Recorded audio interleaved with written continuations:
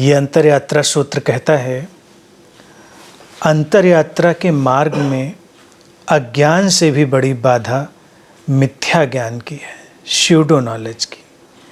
शास्त्रों को पढ़ते हुए, उपदेश सुनते हुए, दूसरों की व्याख्याओं, निष्कर्षों और विचारों से गुजरते हुए तुम न जानते हुए भी जानते रहो कि तुम जान रहे हो, यही मिथ्या ज्ञान है।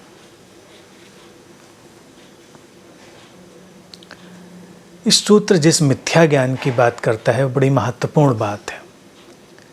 कहता है अज्ञान से भी बड़ी बाधा इस मिथ्या ज्ञान की है। अज्ञान उतनी बड़ी बाधा नहीं है, लेकिन मिथ्या ज्ञान जो है वो अंतर यात्रा में बहुत बड़ी बाधा, बहुत बड़ा ऑब्स्टेकल बन जाता है। क्यों बन जाता है, इसको हमें बहुत सरलता से और गंभीरता से समझना होगा। अगर अज्ञान है तब तो व्यक्ति को ये पता ही है कि यह अज्ञान है और उसको दूर करने के प्रयास भी वो करेगा। अज्ञान कभी भी बहुत परेशान नहीं करता, बहुत बाधा नहीं डालता, क्योंकि उसका बोध व्यक्ति को आगे बढ़ने की प्रेरणा देता है और अज्ञान को दूर करने के उपाय व्यक्ति करने लगता है। लेकिन अगर वो मिथ्या ज्ञान का शिकार हो जाए, अर्थात उसको ये गलत फहमी हो जाए कि वो जान रहा है लेकिन सचमुच में वो नहीं जान रहा है, तब समस्या बड़ी विकराल होती है। लोग प्रवचन सुनते हैं, टीकाएं, व्याख्याएं सुनते हैं, किताबें पढ़ते हैं, तमाम तरफ से सूचनाएं इकट्ठी करते हैं और उस ज्ञान को ही अपना ज्ञान मानने लगते हैं, जानने लगते हैं। तब जो अटकाव आता है वो अटकाव बड़ा ही गंभीर हो जाता है।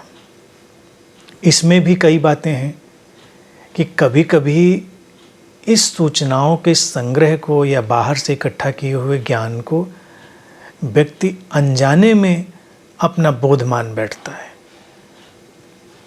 तब भी वो उससे मुक्त हो सकता है, क्योंकि जब भी जरा सी भी उसको झलक मिलेगी, जरा सा भी उसको कहीं से इशारा मिलेगा, वो उससे मुक्त होने की तरफ बढ़ जाएगा।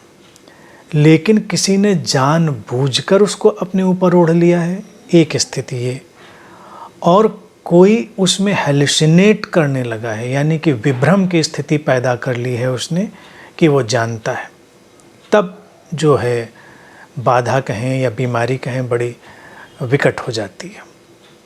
उस समय उसके लिए कोई भी सहायता पहुंचा पाना या उपाय कर पाना मुश्किल हो जाता है।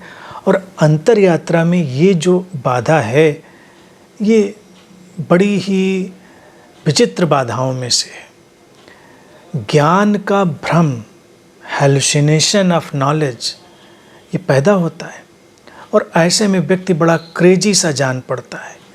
जब ज्ञान का हेलुसिनेशन होता है, भ्रम होता है, तो उसके अंदर एक ऐसी उत्तेजना की स्थिति, क्रेजीनेस की, यानी कहें विचित्र सी मनोदशा की स्थिति पैदा होती है, जिसमें उसे लगता है कि इस ज्ञान को उसे बांटना है, दूसरों को देना है, लोगों को ज्ञानी बना देना है। ऐसी घटना घटती है। स्यूडो नॉलेज अगर हेलुसिनेशन के तौर से आया है और उसकी पहचान करनी है, तो उसमें उत्तेजना का एक एलिमेंट, क्रेजीनेस का एक एलिमेंट, उसको ज़रूर हमें देखना चाहिए। अगर व्यक्ति अपने ज्ञान को लेकर उत्तेजित है, क्रेजी है, या उसको बहुत महत्वपूर्ण मानता है और उसको लगता है कि इसे दूसरों को देना ही है, तो समझना चाहिए कि कुछ गड़बड़ है। क्योंकि अगर कोई व्यक्ति अपने भीतर के अंधेरे को दूर करके रोशनी में जी रहा है, तो वो इतनी शांति में है कि उसकी शांति को देखकर ही लोग रोशनी से आकर्षित होते हैं। वो रोशनी दूसरों के ज़िंदगी में लाए, इसका वो कोई अभियान नहीं चलाने लग जाता। अभियान चलाने लग जाएगा तो उत्तेजना दिखाई देगी और फिर शक हो सकता है कि कहीं ऐसा तो नहीं इस व्यक्ति को कोई ऐसा विभ्रम, संभ्रम, हेलुसिनेशन पकड़ गया है बोध का, ज्ञान का। ये मिथ्या ज्ञान की जो स्थितियां हैं, ये बड़ी खतरनाक हो जाती हैं। तो कभी भी ये ना समझे कोई कि अज्ञान बाधा है। अज्ञान बड़ा निर्दोष है, इनोसेंट है, और जो कोई व्यक्ति भी अज्ञान से भरा है उसके प्रति हम बहुत सहृदय रहें, करुणापूर्ण रहें, क्योंकि वो एक निर्दोष दशा है। लेकिन हमें करुणापूर्ण और सहृदय तो मिथ्या ज्ञान वालों के प्रति भी रहना है, क्योंकि वो तो अपने आप अपनी बीमारी को पैदा कर रहे हैं। उनका इलाज उनके ही अपने हाथ में है।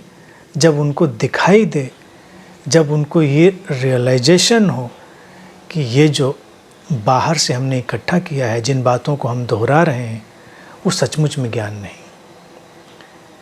इस ज्ञान का घटना कि जो ये हमारा ज्ञान है वो सचमुच में ज्ञान नहीं है, हमारी अंतर यात्रा की बाधाओं का हटना है। और फिर जो वास्तविक ज्ञान है वो बड़ी सहजता से व्यक्ति के जीवन में उतरता है। और जब ज्ञान उतरेगा तो उसकी पहचान यही होगी कि व्यक्ति का पूरा जीवन गहरी शांति से भर जाएगा, सारी उत्तेजनाएं विदा हो जाएंगी, और ये शांति ही इस बात का परिचायक होगी कि ज्ञान घटा है।